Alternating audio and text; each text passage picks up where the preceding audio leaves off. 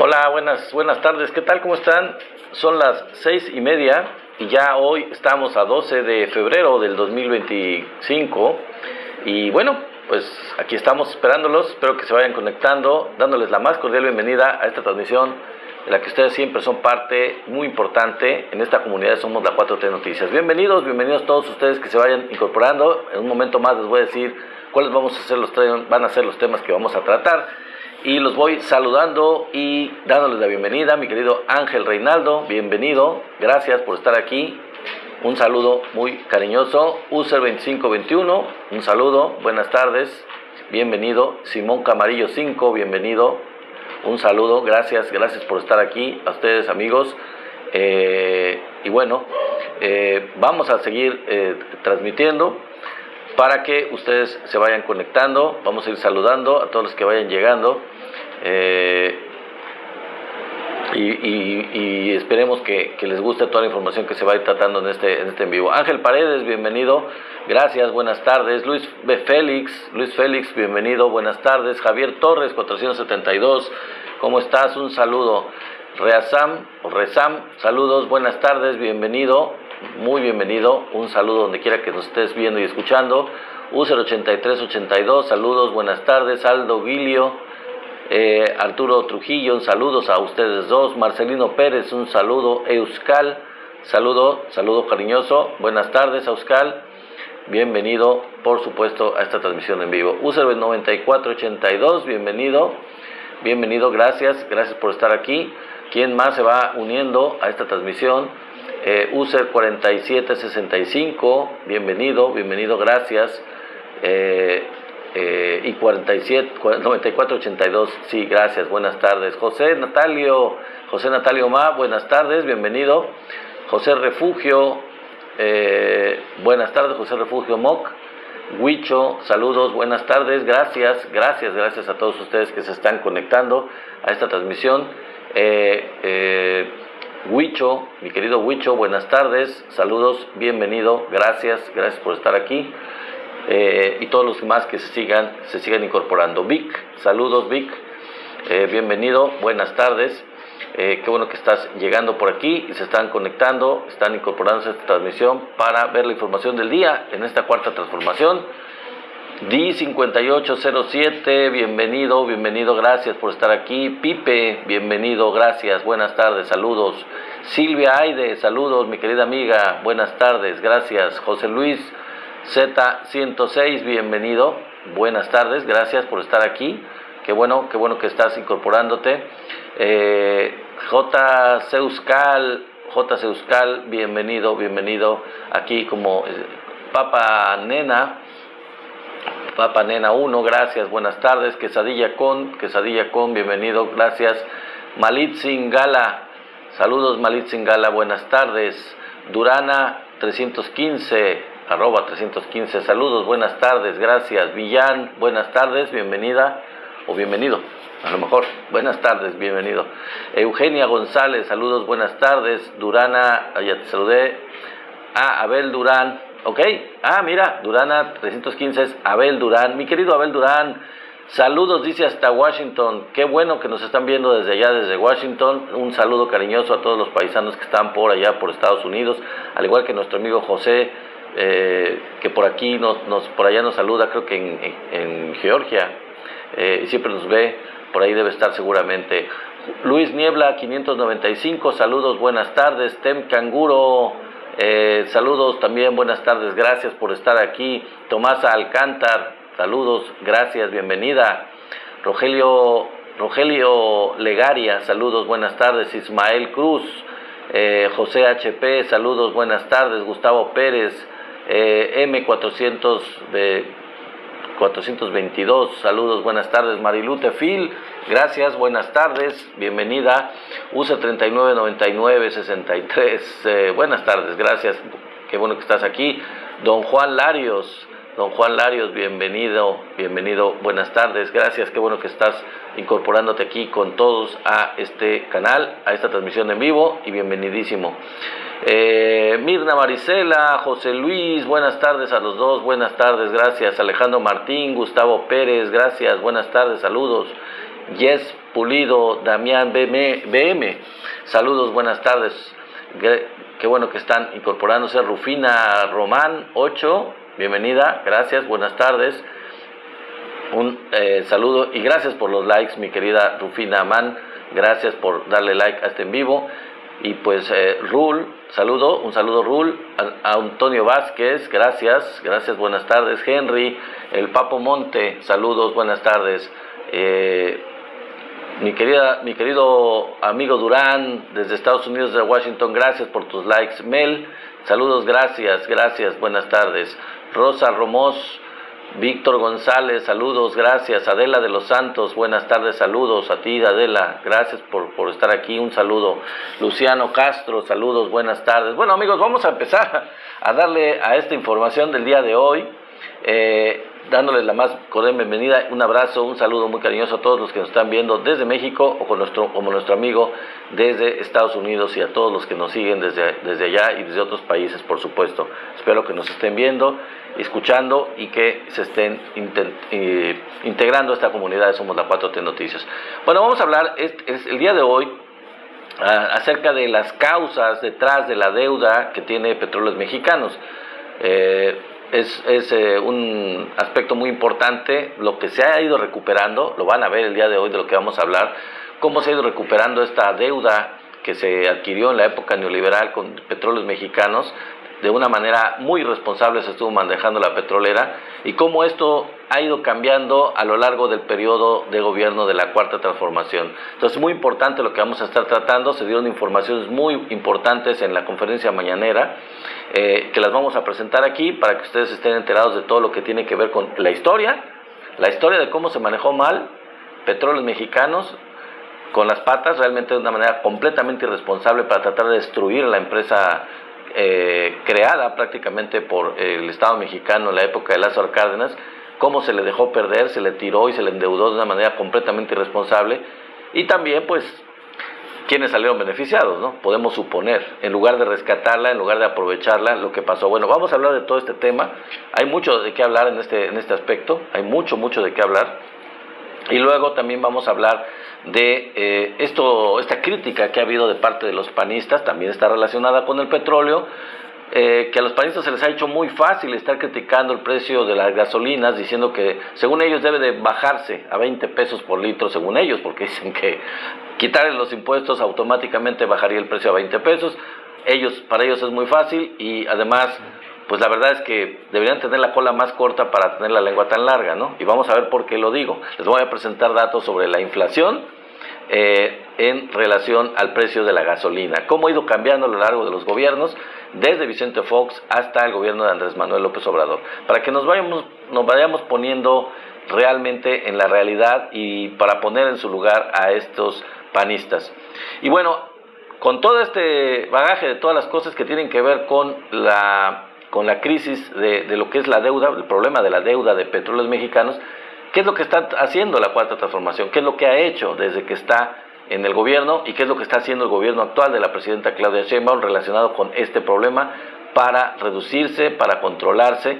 Y hay datos muy importantes de cómo se ha ido manejando, para que ustedes vean el cambio tan radical y la responsabilidad tan grande que está demostrando el gobierno de la Cuarta Transformación al manejar este problema, y de manera muy inteligente se ha ido recuperando la soberanía del país y se ha ido disminuyendo la deuda externa, de Petróleos Mexicanos. Entonces, vamos a ver estos datos, los vamos a ir manejando, vamos a ir presentándolos a ustedes para que estén enterados, y les voy a presentar todos los planes de este gobierno, de la Cuarta Transformación, de Claudia Sheinbaum, en relación a cuál es el plan en materia petrolera, qué es lo que se pretende hacer, qué es lo que ya se está haciendo y qué es lo que se pretende hacer en este gobierno, con todos los datos, Así que no se lo pierdan, porque es muy importante toda la información sobre las reservas petroleras, sobre la exploración de pozos, sobre la extracción, el volumen de extracción petrolera, todo este tipo de información, en contraste, como les dije anteriormente, con el mal manejo, el pésimo manejo que se tuvo en la época neoliberal. Todo esto son datos duros, les aviso de una vez, son datos duros, son datos comprobados, y pues esto demuestra el antes y el después. cómo se hacían las cosas en la época neoliberal y cómo se están haciendo en este gobierno de la Cuarta Transformación. Entonces vamos a ir viendo todos estos datos, se los voy a ir presentando. Y pasando a otro tema, después vamos a hablar de la irracionalidad de la aplicación de los aranceles que quiere hacer el gobierno de Estados Unidos en el acero y el aluminio. Y les voy a demostrar cuál es el harakiri que se va a hacer el gobierno de Estados Unidos al aplicar estos aranceles en el acero y el aluminio. Vamos a mostrarles, vamos a presentarles una explicación de cómo se mueve el acero y el aluminio entre los tres países que están en el Tratado de Libre Comercio, para que vean, para que ustedes se enteren de cómo es irreal completamente, es absurdo, es irracional el hecho que quiera el gobierno de Estados Unidos aplicar aranceles. Es completamente absurdo y pues como les digo, se va a hacer el harakiri. En términos comerciales no tiene ningún sentido por cómo se maneja precisamente el paso de un país a otro de todo lo que son derivados del acero y del aluminio. Pero bueno, eso lo vamos a ver al final y bueno, casi al final, porque al final vamos a ver el aumento en la inflación, que pues es una de las principales promesas, fue una de las principales promesas del gobierno de Trump en Estados Unidos. Vamos a ver cómo lo está cumpliendo, si es que Trump está cumpliendo con lo prometido con su población. A lo que va, en el tiempo que va, cómo le ha ido a Donald Trump en cuanto al manejo de la inflación. ¿Realmente la ha bajado? Bueno, acompáñenme y ustedes ya van a poder comprobar si esto es así o si es lo opuesto. En fin, pues estos son los temas que vamos a ir tratando. Vamos a empezar de una vez, antes de que nos coma el tiempo, mis queridos amigos, dándoles la más cordial bienvenida, mandándoles un saludo a donde quiera que nos estén viendo y agradeciéndoles por estar aquí y recordándoles que nos pueden apoyar tanto poniéndole like, con su tap en la pantalla, por supuesto, al en vivo, compartiendo el en vivo también con más gente para que más gente se entere de lo que estamos platicando aquí, de lo que estamos analizando, haciendo un análisis de la situación en estos temas. Y también, obviamente, pues tenemos una meta por ahí de regalo. Espero que pues me puedan apoyar con la meta, que es muy, muy sencilla, de regalos. Ahí los espero a ver si me quieren apoyar con los regalos. También, ya antes de empezar con los temas principales, les voy a recordar que tenemos nuestra página hermana de YouTube, Somos la 4T Noticias. Allá espero que nos visiten y que se suscriban sobre todo. Lo más importante es que vayan y formen parte de esa comunidad en YouTube también, de Somos la 4T Noticias. Allá ustedes también son parte, quiero que lo sean, quiero que se sientan parte de esa comunidad y quiero que se suscriban. Échenos la mano suscribiéndose, que no tiene ningún costo y que con eso nos apoyan mucho para llegar a la meta de suscriptores. Entonces, sin más por el momento, vamos a continuar con los temas. Bueno, empezamos con las causas de la deuda de Pemex, ¿no? Fíjense, por ejemplo, amigos, el gobierno de México, gobierno neoliberal de México de Enrique Peña Nieto, de 2013 al 2018, consiguió, nada más y nada menos, que Pemex fuera la petrolera más endeudada del mundo. Y si no me creen, ahorita vamos a ir analizando poco a poco y desglosando la total disparatada, irracional política en materia petrolera que llevó el gobierno de Peña Nieto. Y eso ya venía de antes, ahorita lo vamos a ver.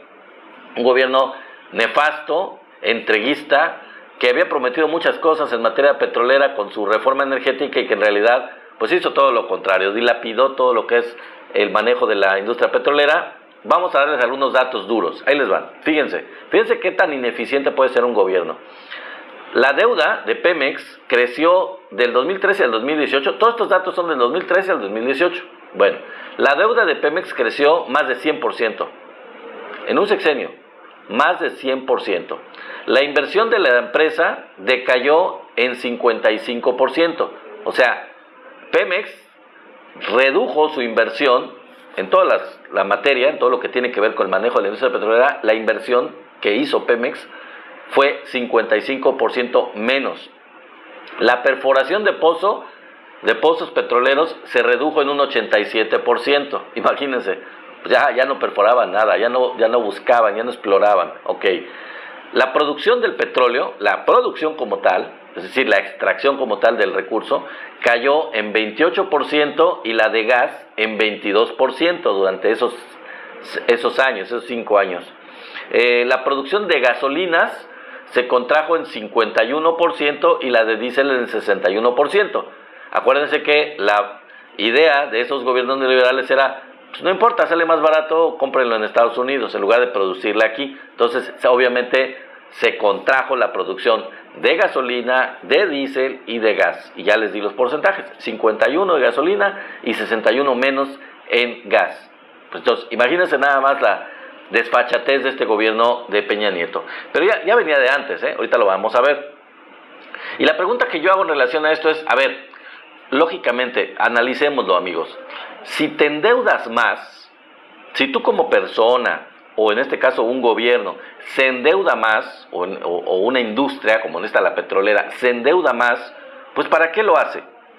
Se supone que para producir más, se supone que para recuperar la rentabilidad, para invertir en ella misma, ¿no? Te endeudas más para eso. Y entonces, ¿por qué cada vez se produjo menos? ¿Por qué en este periodo se endeudaron más de 100%, y se produjo menos? No tiene ningún sentido, ¿no? Es completamente irreal, ilógico, absurdo. No tiene ningún sentido hacer eso. Bueno, pero así lo hicieron en el gobierno de Peña Nieto. Y entonces viene la pregunta lógica, ¿dónde quedó el dinero? O sea, con todo este endeudamiento, porque se endeudaron, adquirieron esa deuda, y ese dinero ¿dónde quedó? Ese dinero de la adquisición de deuda, pues no se destinó en producción de petróleo, no se destinó en inversión de la empresa, ni en exploración de pozos, porque se redujeron estas cuestiones, todas estas cuestiones de inversión se redujeron. Entonces, ¿dónde quedó la bolita? ¿Dónde quedó el dinero? Tanto dinero que en lo que se endeudaron. No lo invirtieron. Y esto a pesar de que ya desde los gobiernos de Calderón y de Fox hubo ingresos extraordinarios. Ustedes deben saber, y si no, pues se los recuerdo, los vamos a recordar, que en la época de Calderón y de Fox, desde Fox, hubo un aumento increíble a nivel internacional de los precios del petróleo. ¿Qué es lo que ocasionó esto? Bueno, simplemente que hubiera un incremento altísimo del precio del barril de petróleo a nivel internacional. El precio del barril de petróleo en esos tiempos subió, de haber estado muy bajo, subió hasta más de $90 el barril, con Fox y con Calderón. Y repito la pregunta que hice hace un momento. Con tanto dinero que recibieron, todavía Peña Nieto se endeudó más a la empresa. ¿Qué pasó con esos ingresos extraordinarios de la venta internacional del petróleo a $90 el barril? Un precio altísimo. Todos esos ingresos extraordinarios, ¿dónde quedaron? Pues en las bolsas de Fox, en las bolsas de Calderón, en la bolsa de todos ellos, de Peña Nieto, seguramente. Se tragaron ese dinero, se lo robaron, porque no se vio esto en inversión de ningún tipo. Y fíjense, les voy a dar unos datos para que se den cuenta de lo aberrante y lo absurdo cómo se manejó la deuda de Pemex desde la época de Calderón, de Peña Nieto, y el cambio que hubo en la época del presidente López Obrador. Fíjense, con Calderón y Peña Nieto, la deuda externa creció en esos dos periodos en un 92%, con un total de 64 mil millones de dólares. Por decirles un ejemplo, en 2007, la deuda externa de Pemex era de 62.9 mil millones de dólares. De ahí Calderón la empezó a subir y terminó su sexenio en el 2012 en una deuda del 82.8 millones de dólares. De ahí la agarró Peña Nieto y la subió desde 86, ya la había subido a 86 mil millones de dólares, 87 mil millones de dólares de hecho. La subió Peña Nieto hasta el 2018 a 132.3 mil millones de dólares. 132 mil millones de dólares desde 86 mil millones de dólares. Entonces imagínense nada más, estamos hablando que la deuda creció desde que la tomó Calderón de 63 mil millones de dólares hasta como la dejó Peña Nieto en 132 mil millones de dólares, es decir, 100%, prácticamente 92% aumentó la deuda de Pemex, ¿no? Para ser exacto. ¿Qué pasó a partir de ahí? A partir de 2019, de reducirla un poquito, el primer año, Andrés Manuel López Obrador la redujo a 128.7 mil millones de dólares, la fue reduciendo paulatinamente a lo largo de su sexenio hasta dejarla en el 2024, el año pasado, en 99.4 mil millones de dólares, 99 mil millones de dólares. ¿Qué significa esto en términos prácticos? Bueno, si consideramos el porcentaje de disminución de 129 mil millones de dólares a 99 mil millones de dólares, como la dejó Andrés Manuel López Obrador, la deuda disminuyó en su periodo en 25%, mientras que los sexenios de Calderón y Peña Nieto la elevaron en prácticamente 100%. Ellos la elevaron en 100%, Andrés Manuel la redujo en 25%. Datos duros, datos muy claros, muy contundentes. Perfectamente evidenciado cómo fue el manejo de la deuda externa con ellos y cómo fue el manejo de la deuda externa con el presidente López Obrador. Y esto, a pesar de que ellos dos, Calderón y Peña Nieto, no tuvieron ningún tipo de inversión importante en la petrolera. No hubo nuevos pozos, ya les dije los datos, no inversión en exploración y producción, se redujo considerablemente, no hubo construcción de refinería, aunque Calderón la prometió y dejó una barda, o sea, no hubo recuperación de la operación de las refinerías, de las 6 refinerías que existían en México ya, no hubo recuperación de su trabajo, de inversión en ellas, no hubo eso, y al contrario, el presidente López Obrador redujo la deuda de Pemex a pesar de que tuvo la compra de Deer Park en Texas y que construyó la refinería Olmeca en Paraíso, Tabasco. O sea, a pesar de esa gran inversión, gigantesca inversión, todavía el presidente López Obrador se dio el lujo de reducir la deuda externa de Petróleos Mexicanos. Ese es un manejo muy inteligente y muy bien hecho de lo que es una deuda externa de esta petrolera que era la más endeudada del mundo en la época de neoliberal de Calderón y de Peña Nieto. Bueno, y cambiando un poquito el tema, pero no tanto, porque seguimos en la cuestión de la petroquímica, de la gasolina. Ha habido una queja de los panistas, tanto diputados, senadores. Mi querido Rey, saludos afectuosos, saludos hasta Guadalajara, gracias por estar aquí, qué bueno que nos estás visitando, que estás aquí presente, gracias, qué bueno que te tenemos aquí, y a todos los que están conectando y que no he saludado, les reitero mi abrazo, mi saludo y la bienvenida a esta transmisión en vivo. Bueno, gracias por sus likes a todos, continuamos. Entonces les digo, los panistas siguen en su necedad, que de veras que hay que tener de veras, es un cinismo de lo peor con lo que les acabo de platicar, ¿no? Todo lo que es el manejo que tuvieron esos gobiernos de la deuda de Pemex, y ahorita vamos con el precio, específicamente con el precio de las gasolinas. Fíjense, cómo ha variado, porque tanto el presidente nacional del PAN como otros panistas se han rasgado las vestiduras diciendo que el precio es muy alto, que 24 pesos es muy alto y que debería el gobierno disminuir el precio de las gasolinas a 20 pesos el litro. Sí, pues nada más, mágicamente ellos quieren eso, ¿no? Pero vamos a ver así, ¿qué tanto es lo que ha aumentado el precio de la gasolina el gobierno de la 4T? Tanto el gobierno de Claudia como el gobierno del presidente López Obrador. Vamos a ver. Mi querido Jerónimo, saludos, gracias por estar aquí, qué bueno tenerte. Y vamos a ver quiénes están por encima de la inflación y quiénes han estado por debajo de la inflación. Mire, por ejemplo, Vicente Fox empezó con un precio de la gasolina de 6.74. Sí, ahorita parece como, qué bárbaro, baratísimo. Ajá, pero estamos hablando del año 2000, o sea, hace muchísimos años, hace 20 y tantos años. Bueno, el precio era 6.74. Ese no es el problema es la inflación que había. Con una inflación de 6.7% era el precio de la gasolina. Y el precio subió en el gobierno de Fox, hasta finalizar el gobierno de Fox, hasta 11.37 pesos por litro. De 6.7 a 11.4 pesos por litro es un aumento de 68.6%. ¿Qué significa esto? Bueno, es un aumento casi del 70%, y que es 43% fue 43% por encima de la inflación. 43% por encima de la inflación. Les digo, de 6.7 a 11.4. Y es una cosa, parece poco, pero pues prácticamente se duplicó. Es un aumento de 68.6%. O sea, se duplicó el precio de la gasolina. Bueno, desde Calderón, que la tomó, como les digo, en 11.4 pesos por litro, Calderón la dejó, el precio de la gasolina, en 20.8 pesos por litro.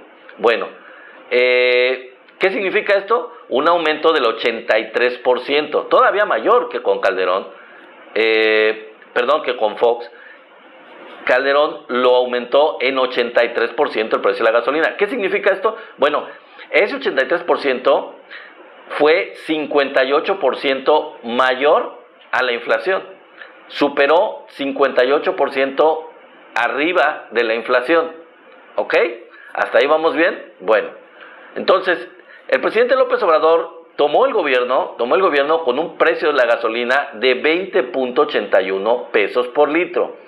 ¿Ok? Vamos a eso. ¿Cómo lo dejó? ¿En cuánto lo dejó el presidente López Obrador? En 23.6 pesos por litro. ¿Qué significa esto? Bueno, pues es digamos que si lo vemos como aumento per se, pues sí, 23.5 es más que 20.81. Pero si tomamos en cuenta el 16 la inflación que hay, el precio estuvo 16% por debajo de la inflación. Sí aumentó, pero esos tres pesitos que aumentó de 20.81 a 23.6 están todavía 16% por debajo de la inflación, lo que significa solo un 13.2% de aumento. 13.2% de aumento, 16% por debajo de la inflación. Así es, en términos llanos, es muy sencillo de entender que en realidad ese aumento no se puede comparar con los aumentos progresivos que hubieron desde el gobierno de Vicente Fox hasta el gobierno de Peña Nieto. Repito nada más los porcentajes para que se den cuenta. De Vicente Fox a Calderón, un aumento del 68.6%. De Calderón a Peña Nieto, un aumento del 83%. Y a partir de ahí, el gobierno del presidente López Obrador lo aumentó solamente 13.2%. Ya se pueden dar una idea de la diferencia en cómo se ha manejado el precio del combustible, el precio de la gasolina. Entonces, la verdad es que para hablar, los panistas son buenísimos, tienen la lengua muy larga y deberían tenerla un poquito más corta, bastante más corta, porque la cola la tienen demasiado larga. Realmente ellos hicieron incrementos de verdad exponenciales en la gasolina que superaron en muy alto porcentaje a la inflación. O sea, estuvieron por encima de la inflación y pues obviamente esto en detrimento de la economía familiar y de la economía de los mexicanos. Mientras que el gobierno de Andrés Manuel López Obrador sí hubo un pequeño aumento de 13%, pero ese aumento fue por debajo de la inflación. Así que en realidad, si se ponen a ver las cosas, el aumento solo fue de un 3%. O sea, si tomamos en cuenta la inflación, el aumento no fue del 13%, sino que fue pues de eso un 3%, un pequeño porcentaje, muy muy pequeño. Entonces no se puede comparar realmente. Deberían de, la verdad, cerrar el pico, honestamente, porque no tienen argumentos como para defender ese tipo de cuestiones. Son muy cínicos y pues solamente que hablen con alguien muy ignorante que no tenga estos datos duros en la mano para que puedan argumentar lo que están diciendo. Bueno, ahora sí, vamos al manejo de la Cuarta Transformación, sobre todo el actual. ¿Qué es lo que pretende hacer la Cuarta Transformación en contraste con lo que se hacía en la época neoliberal? Fíjense, se han liquidado más de 75,000 millones de dólares de la deuda de Pemex de enero y febrero de este año 2025. O sea, más de 75,000 millones de dólares ya se han liquidado de lo que es la deuda externa, como parte de las acciones de este gobierno de la Cuarta Transformación. Y eso, pues, sigo, imagínense, adelantar el pago de las deudas es bastante buen manejo económico de la empresa por parte del gobierno de la Cuarta Transformación. Y para todos aquellos que se preguntan, como un sobrino mío, bueno, pues en marzo se va a terminar de pagar a los proveedores que tenían pagos pendientes. En marzo de este año, es decir, el próximo mes, ya se pretende que se va a terminar de pagar a los proveedores que tenían pagos pendientes. Aquí voy a hacer un paréntesis para aclarar qué fue el problema. Creo que lo he dicho en ocasiones anteriores. Este retraso en los pagos a los proveedores se dio por el hecho de que por primera vez en la historia moderna de México, no sé desde cuándo, la toma de posesión de un nuevo, en este caso nueva, presidenta, fue el 1 de octubre, no fue el 1 de diciembre, fue el 1 de octubre. Eso dejó un lapso de meses, desde octubre hasta diciembre, en donde el nuevo gobierno empezó con ciertos problemas de compromisos de adeudos con proveedores, con diferentes tipos de proveedores. Lo mismo pasa con la empresa, en este caso con Pemex. Y obviamente esto causó que se retrasaran los pagos porque, pues al entrar en octubre el nuevo gobierno y no en 1 de diciembre, pues ni siquiera estaba cerca, me refiero al 1 de octubre, ni siquiera estaba cerca el manejo del presupuesto del gobierno. El manejo del presupuesto del nuevo gobierno se iba a echar a andar y se iba a aprobar todavía hasta finales del año pasado e iba a empezar a ejercerse a partir del 1 de enero del 2025. Entonces imagínense todo ese lapso de tiempo del 1 de octubre hasta el 1 de enero del 2025, en donde el nuevo gobierno sí ya estaba en funciones, pero había un lapso de tiempo en el que pues todavía no estaban aprobados los recursos del financiamiento del presupuesto del nuevo año, del gobierno. El presupuesto se aprueba, como ustedes saben, no es de octubre en adelante, no, los presupuestos se aprueban de enero a diciembre, no a partir de octubre. Entonces, bueno, ¿cuáles son los 6 ejes? ¿Cuáles son los 6 ejes de Pemex en esta cuestión del nuevo gobierno de la 4T? ¿Qué es lo que pretende Pemex para manejar todas las circunstancias que enfrenta la empresa? Número 1, y el país, por supuesto. Número 1, tener reservas de petróleo por 10 años con una inversión de 220,000 millones de pesos. Eso como primer punto. Como segundo punto, establecer la producción diaria de petróleo en 1.8 millones de barriles. Establecer la producción diaria de petróleo en 1.8 millones de barriles diarios y de gas en 5,000 millones supongo que de metros cúbicos, me imagino. Esto con una inversión de al menos 5 billones de pesos. La inversión para este tipo de cuestiones del gobierno en Pemex es de 5 billones de pesos.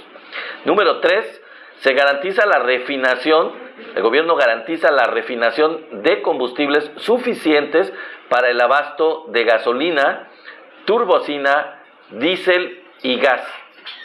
El precio al público de la gasolina no se elevará más allá de los 24 pesos. Ese es el compromiso y es como se va a manejar la cuestión de las finanzas de Pemex, y por lo tanto esto redundará en el manejo de un precio establecido, fijo de la gasolina, convenido por supuesto, no es que se fije forzosamente, pero convenido, de que no se elevará más allá de los 24 pesos el litro.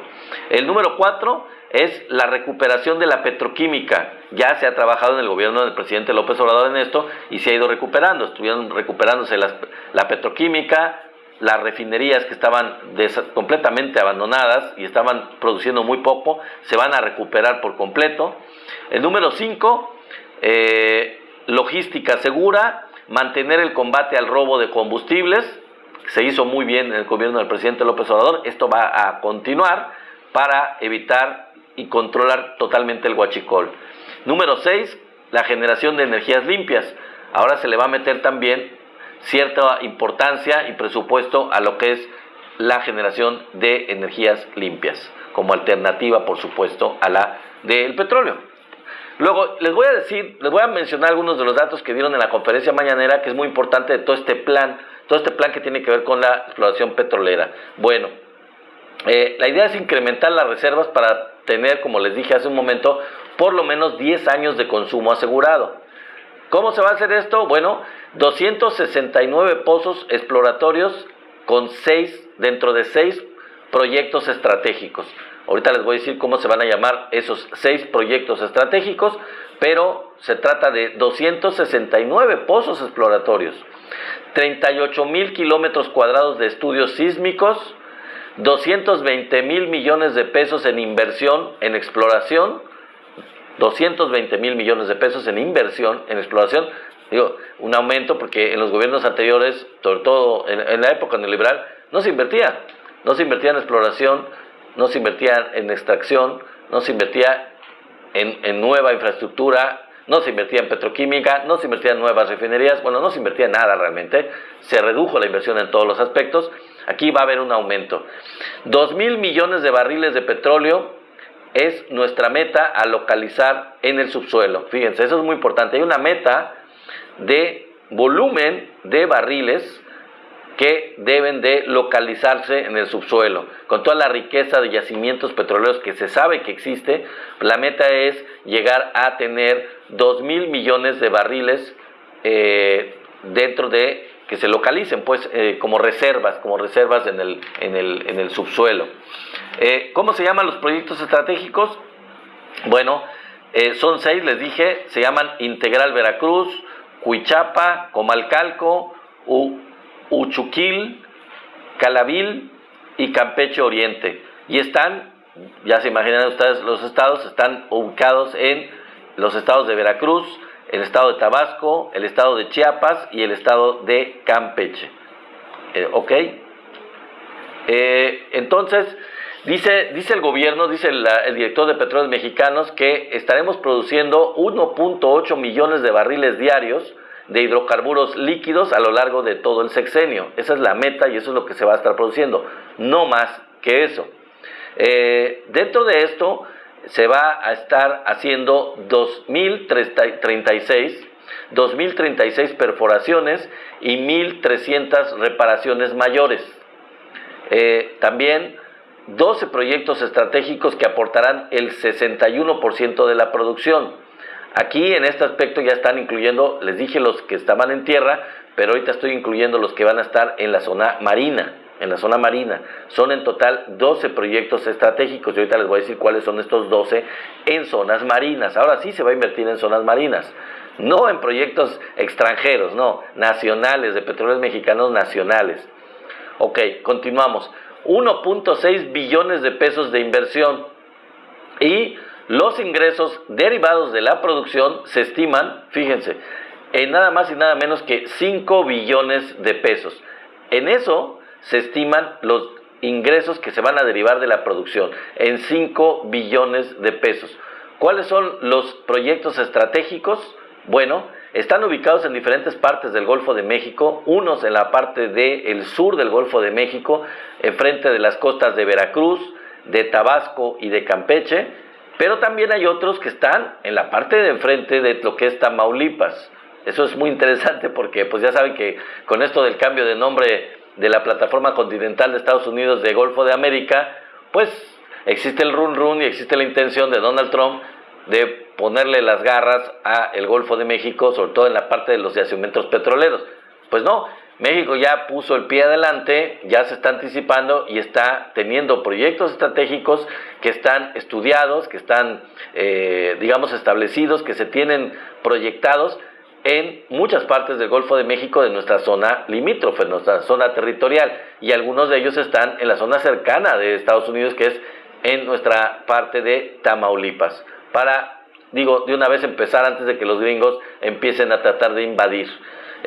¿Cuáles son estos proyectos estratégicos? Estos 12 que les digo, en estos estados de la República, enfrente de las costas, se van a llamar Burgos, Trión, Lacach, Ixachi, Sama, Yaché, Bacté, Tequel, Cayapit, Ayatzil, Malacop y Cantarel. Que Cantarel, dijo el director de Petróleos Mexicanos, que aunque ya extrajeron una cantidad bestial de barriles, creo que 2 millones de barriles o algo así, no sé, extraían de ahí y prácticamente se lo gastaron todo lo que es Cantarel, pero todavía sigue activo Cantarel produciendo una cantidad pues de 100,000 barriles diarios, y pues no es algo menor.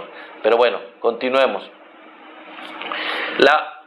La meta del gobierno es la autosuficiencia, como ya se ha dicho y como fue desde el gobierno pasado del presidente Andrés Manuel López Obrador. La meta es la autosuficiencia en gasolinas y en diésel, y también en gas, por supuesto.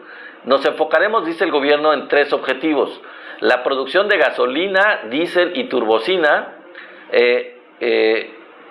y además que no habrá gasolinazos y el mercado interno estará abastecido. Esa es la meta. El otro es el precio de la gasolina, como les dije yo anteriormente, y eso queda muy claro en estos objetivos, es que el precio no será mayor de 24 pesos por litro. Ese es el tema relacionado con esto, y vamos a pasar, mis queridos amigos, a otro tema que nos compete el día de hoy, y que está relacionado con la irracionalidad del gobierno de Estados Unidos para aplicar estos aranceles que quiere aplicar del 25% en el acero y el aluminio a los gobiernos que le introducen o que le venden el acero y el aluminio. Quiere aplicarles el 25% de aranceles. Pero la presidenta de México, antes de pasar a explicarles una gráfica que tengo aquí, la presidenta de México les dijo que en realidad Estados Unidos tiene superávit en estos productos, en acero y en aluminio, por lo que la verdad es que sinceramente a ellos les afectaría más aplicar los aranceles a otros países de lo que ellos pretenden afectar a los países que les venden estos productos. Pero no solo eso, no solo es que les afecten más a los gringos, a Estados Unidos, el hecho de aplicar estos aranceles por el hecho de que tengan superávit en estos productos, sino que ahorita les voy a explicar cómo se da lo que es el comercio de derivados del acero y del aluminio entre Canadá, Estados Unidos y México, para que vean lo absurdo, lo completamente loco de poner aranceles para Estados Unidos, porque no es solamente un trayecto de un solo sentido de estos productos, el acero y el aluminio. No es que entren nada más y ya, sino que los productos derivados del acero y el aluminio entran desde fuera de Estados Unidos al mismo Estados Unidos y luego regresan y luego vuelven a salir y luego vuelven a entrar, y así por lo menos 2 veces. Ahorita les voy a decir cómo. Entonces, el 25%, como ustedes van a ver ahorita, de aranceles al acero y el aluminio van a afectar de manera muy importante a la economía de Estados Unidos y de toda Norteamérica. Entonces, el aluminio y el acero cruza las fronteras de Estados Unidos 4 veces. 4 veces. ¿Por qué lo digo? Bueno, ¿cómo se da este trayecto de estos productos? Bueno, por ejemplo, en Michigan se extrae el aluminio y de Michigan, en Estados Unidos, se envía a Ontario, Canadá. Para enviarlo de Michigan a Ontario, pues ya para entonces, al salir, porque los canadienses van a hacer lo mismo, tendría que pagar un arancel del 25% para introducirse a Canadá. Después, ahí en Ontario, el aluminio se funde y se moldea para regresar a Michigan. Una vez que se funde y se moldea y regresa a Michigan, vuelve a integrarse a Estados Unidos, a introducirse a Estados Unidos, y para internarse, se vuelve a pagar otro arancel de 25%. Bueno, llega a Michigan y después el aluminio se transforma en pistones y se envía a México. Una vez que se transforma en pistones y se envía a México, atraviesa la frontera con México y va a tener que pagar un arancel del 25%, otra vez.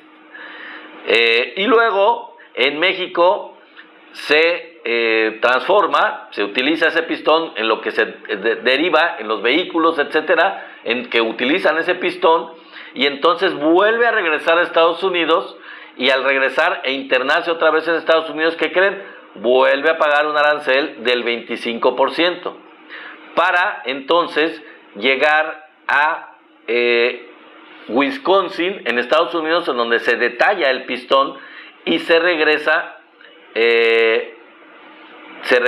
a Wisconsin y de Wisconsin el pistón se revisa y se envía a Michigan, ya finalmente se envía a Michigan para ser ensamblado en el motor.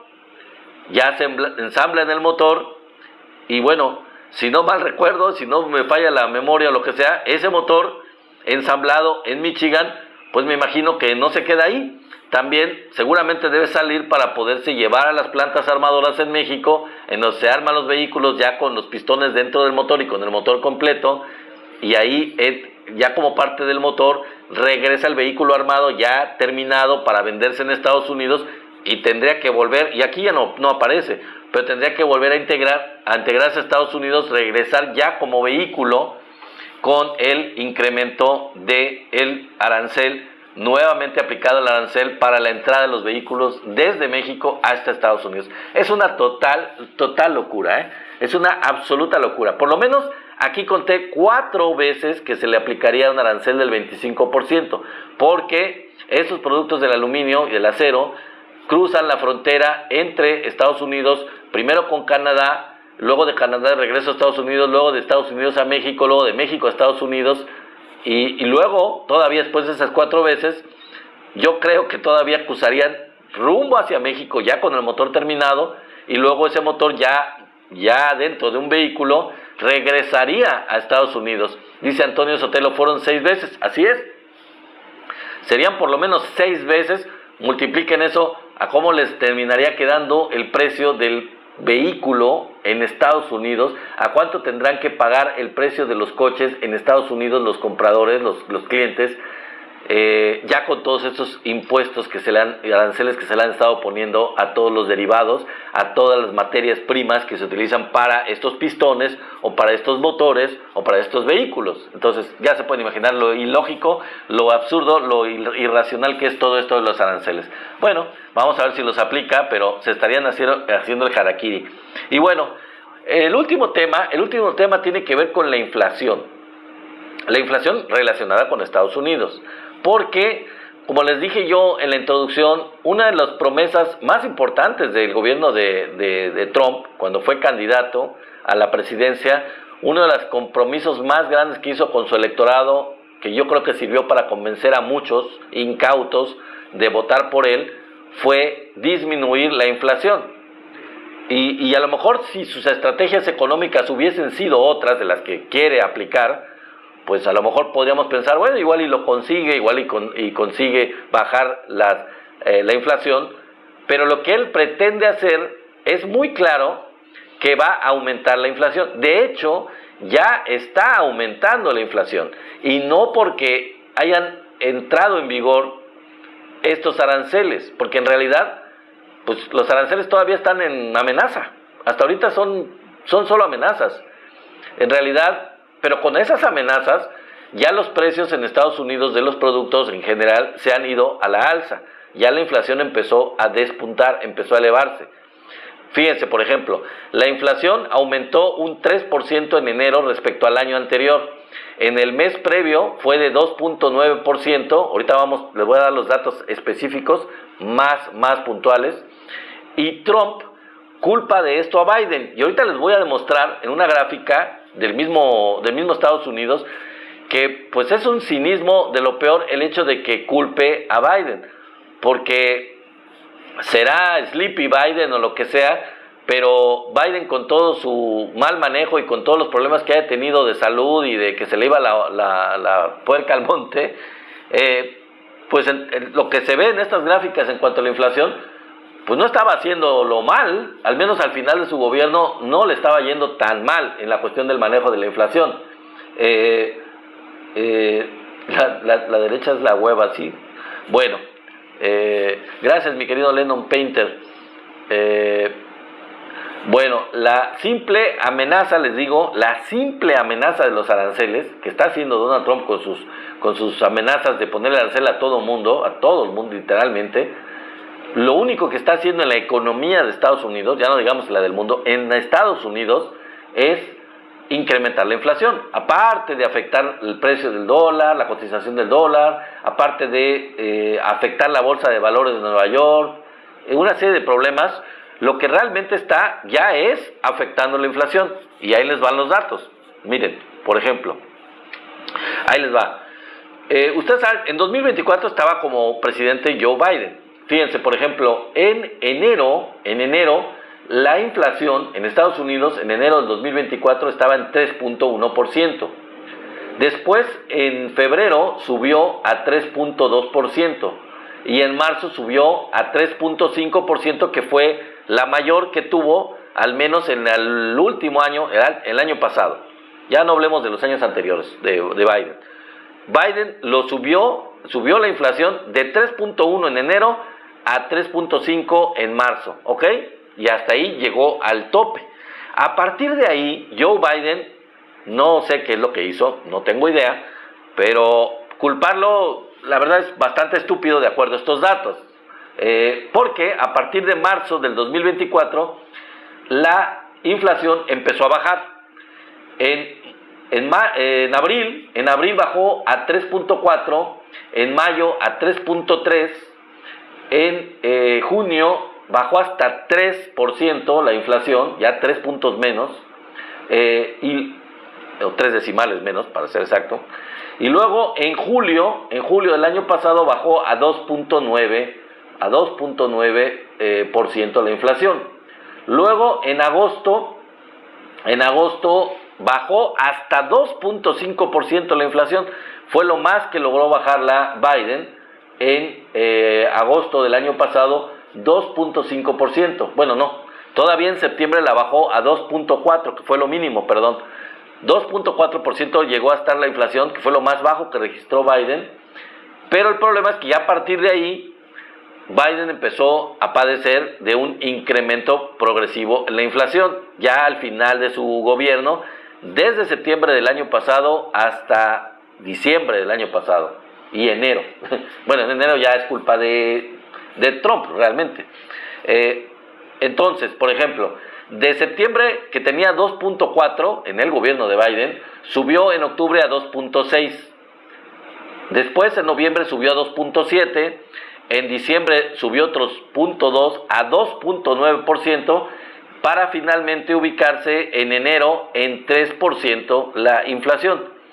Ya en el gobierno de Donald Trump ya subió a 3%.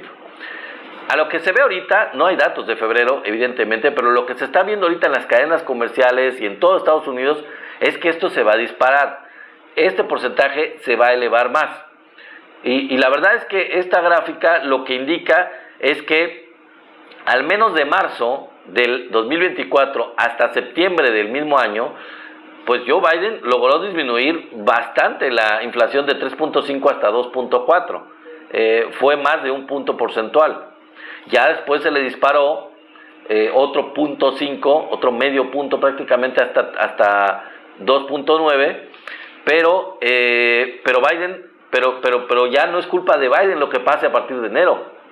Entonces, realmente yo veo muy insensato y muy absurdo el hecho de que Trump esté culpando o pretenda culpar a Biden, que a mí no me parece que al menos en la última etapa de su presidencia pues haya tenido una crisis completa de una inflación completamente disparatada, que haya rebasado todos los límites y que haya tirado la economía de Estados Unidos.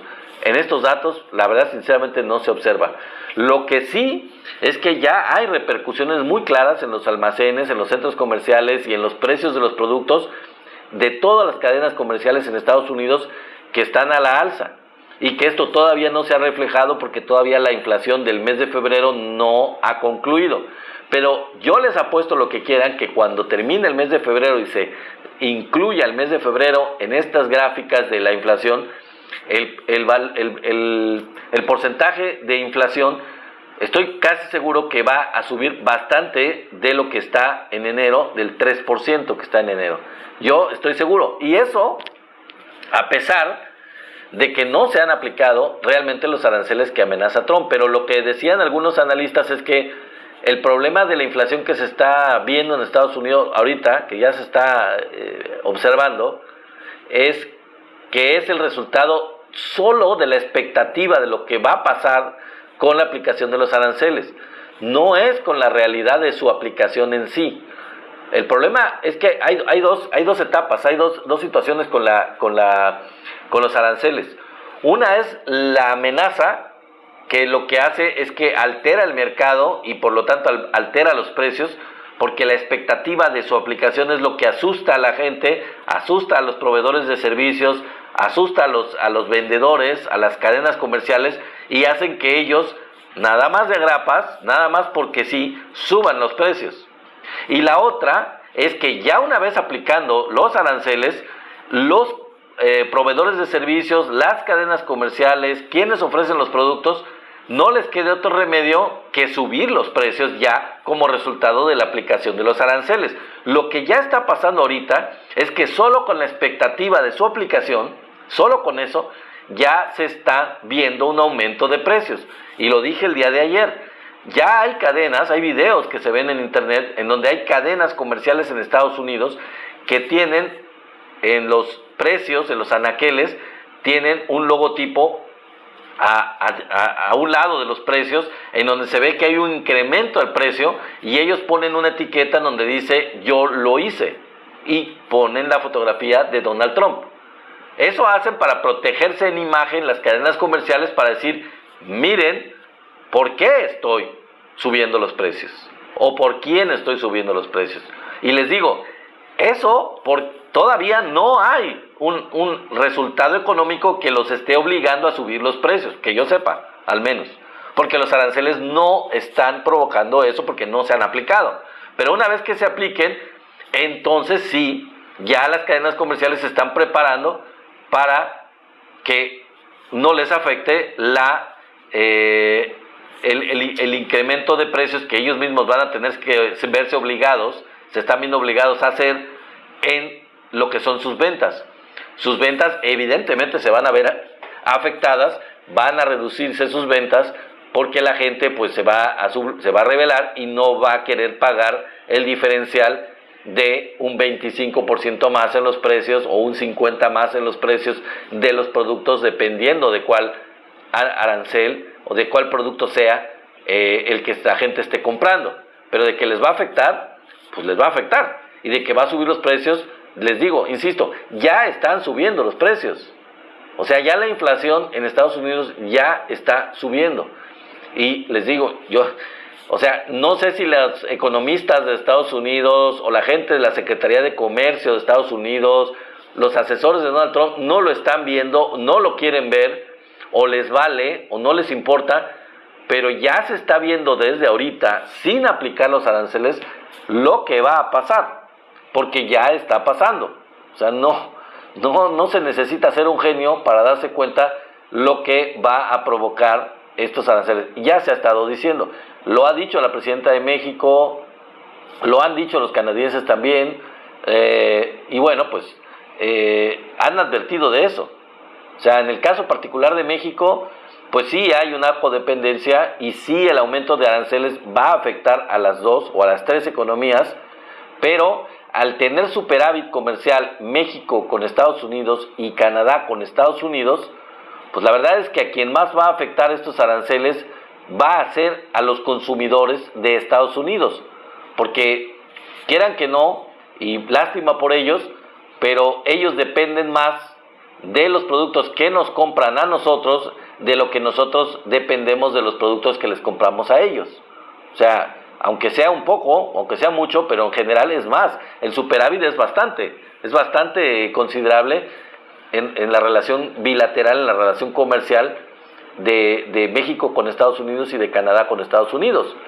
Ellos, por el manejo económico, por lo que sea, se han ido haciendo dependientes de los productos del extranjero, por llevar a la práctica su comercio neoliberal, su estrategia neoliberal, y pensar que era mejor comprar los productos del extranjero, por lo que haya sido.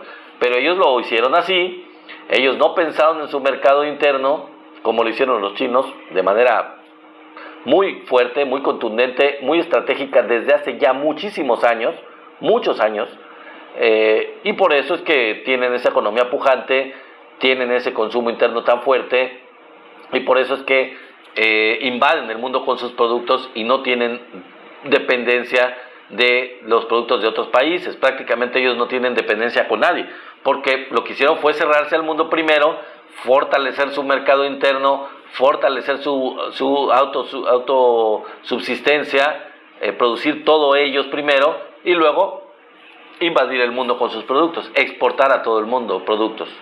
Es una estrategia muy inteligente que contravino completamente a la cuestión de la apertura comercial completamente irracional y loca, sin pensar primero en el mercado interno. Los chinos lo hicieron al revés. Primero pensaron en su mercado interno, pensaron en producir todo y abastecerse suficientemente de todo de manera interna, y luego, una vez que ya lo tuvieron completamente cubierto, lo que les sobró, pues para afuera, para el comercio internacional.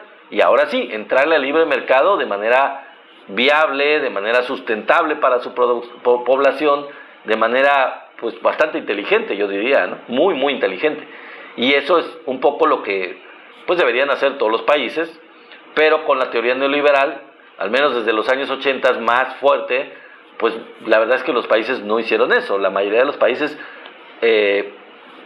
dilapidaron su producción interna de todos los productos, se hicieron dependientes de los productos del extranjero.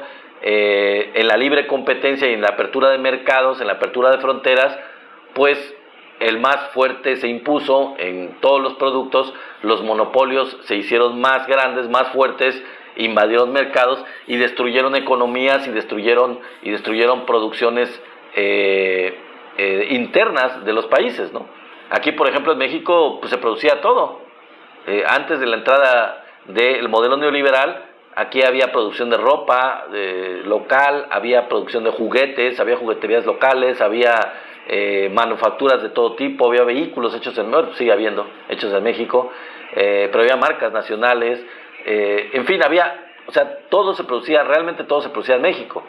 Pero al abrirse las fronteras de una manera completamente irracional, en la época de Salinas de Gortari, muchas de las industrias, por ejemplo la textil, no pudieron competir con otros mercados, con otras empresas internacionales, y sucumbieron y tronaron, o sea, completamente colapsaron ante la competencia internacional. Incluso aquí en México había cadenas nacionales que hacían hamburguesas, ¿no? Pero bueno, pues ya después no pudieron sobrevivir con la entrada de McDonald's, de Burger King y todas estas empresas extranjeras. Pero bueno, ese es un ejemplo. En fin, amigos, esto ha sido todo por el día de hoy. Espero que les haya gustado la transmisión del día de hoy en vivo, la información que manejamos, que ojalá les haya gustado, ojalá les haya servido. Información muy detallada sobre el manejo de la industria petrolera, sobre los precios del petróleo, sobre la inflación, sobre el precio de las gasolinas y su historia, para desmentir a los panistas, sobre la situación de Estados Unidos en materia de comercio con México, con Canadá, todo este tipo de temas. Espero que les haya servido para más o menos reflexionar y hacer un análisis de la situación muy particular que tiene México y la situación muy particular que ahorita tiene ante las amenazas del gobierno de Estados Unidos de imponer aranceles. Gracias mi querido José Miranda, saludos hasta Estados Unidos también a ti. Por ahí tengo otro amigo que por aquí nos está visitando desde Washington, y gracias por estar aquí.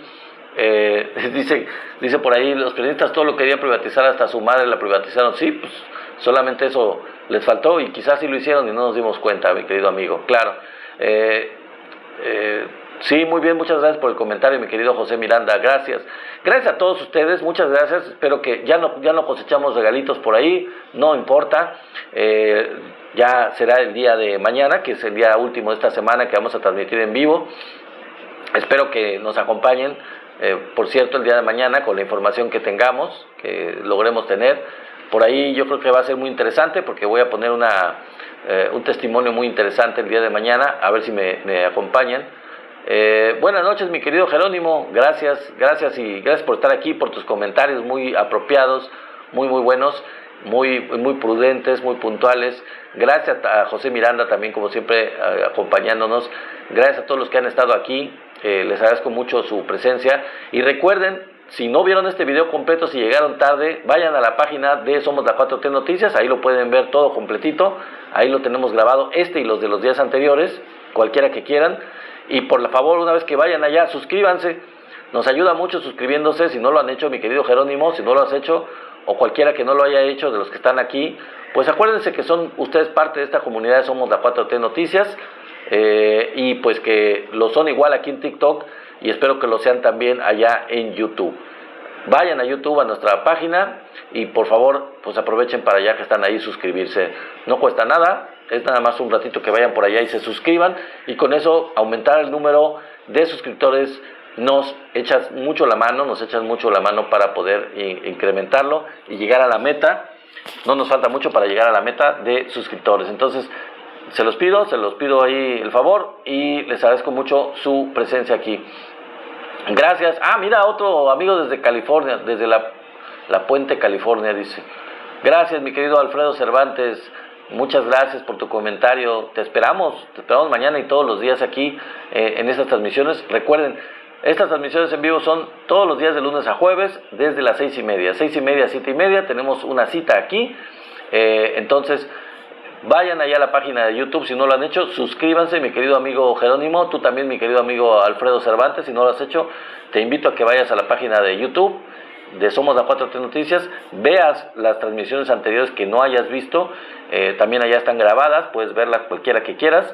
Es un análisis de toda la realidad que está ocurriendo en esta cuarta transformación. Nos ayudaría mucho si van por allá y se suscriben si no lo han hecho, y pues nos da mucho gusto tenerlos aquí.